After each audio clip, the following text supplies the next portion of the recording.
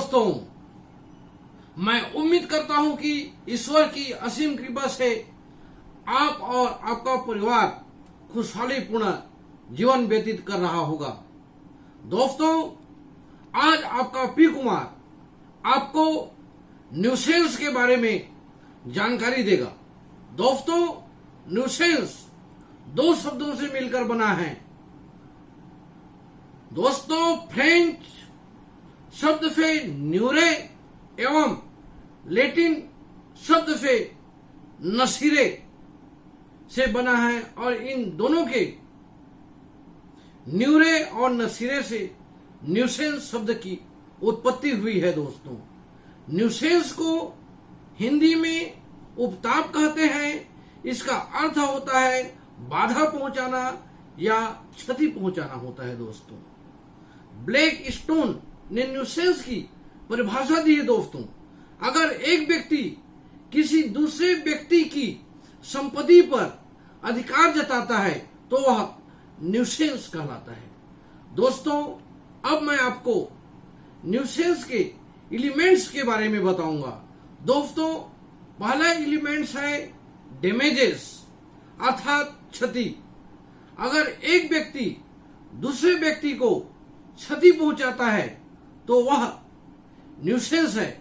जैसे क्रिकेट के मैदान में क्रिकेट के खिलाड़ी क्रिकेट खेल रहे हैं और उस क्रिकेट के मैदान में कोने में एक बूढ़ा व्यक्ति बैठा है और उसको गेंद बाल लग जाती है और उससे उसका आंख डैमेज हो जाता है तो वह न्यूसेंस की श्रेणी में आता है। दोस्तों, दूसरा है दोस्तों अनावश्यक हस्तक्षेप अननेसेसरी इंटरफेरेंस।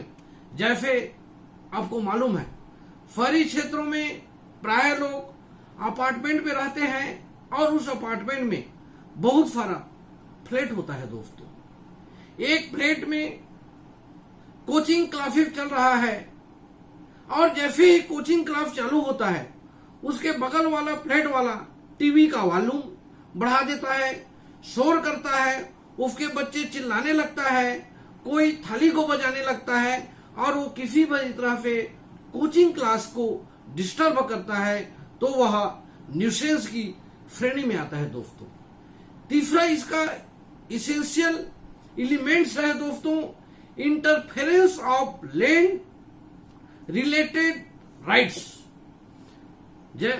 जैसे इसको हिंदी में आप बोल सकते हैं भूमि संबंधित हस्तक्षेप।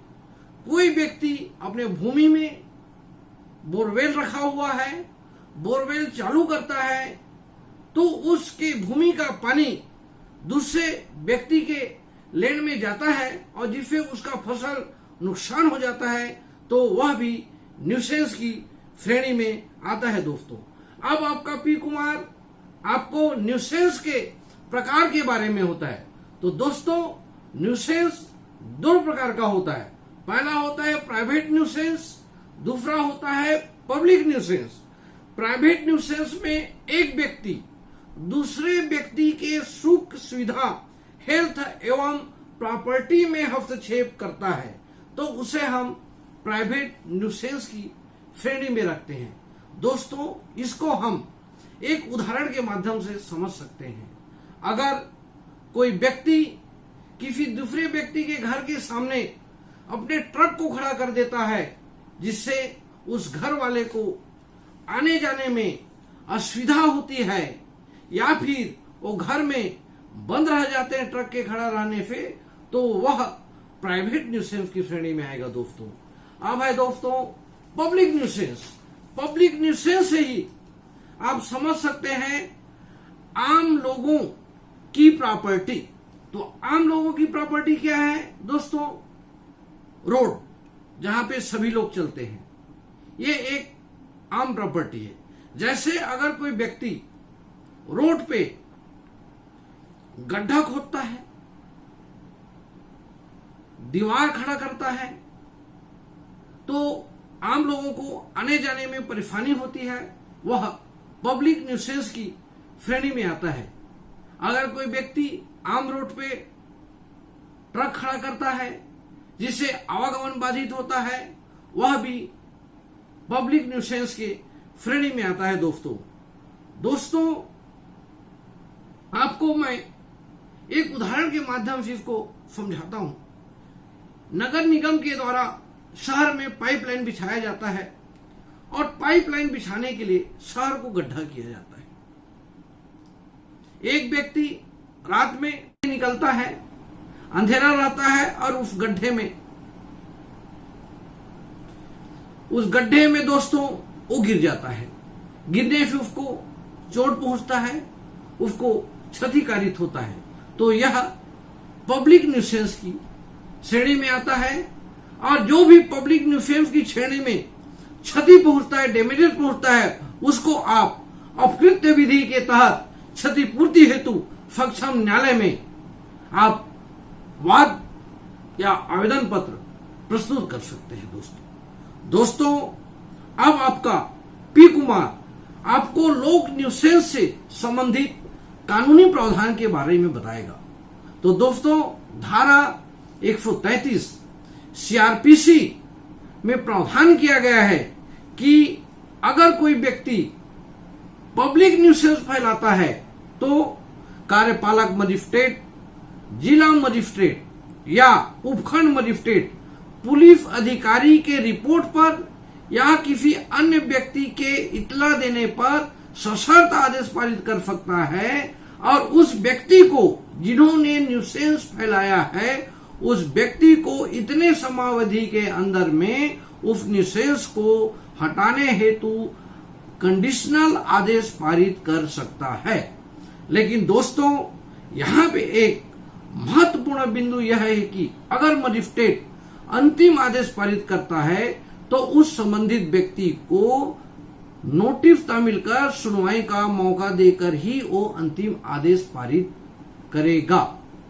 मगर वो व्यक्ति नोटिस तामील होने के बाद भी उपस्थित नहीं होता है तो मजिस्ट्रेट उस अंतरिम आदेश को अंतिम आदेश का रूप दे सकता है।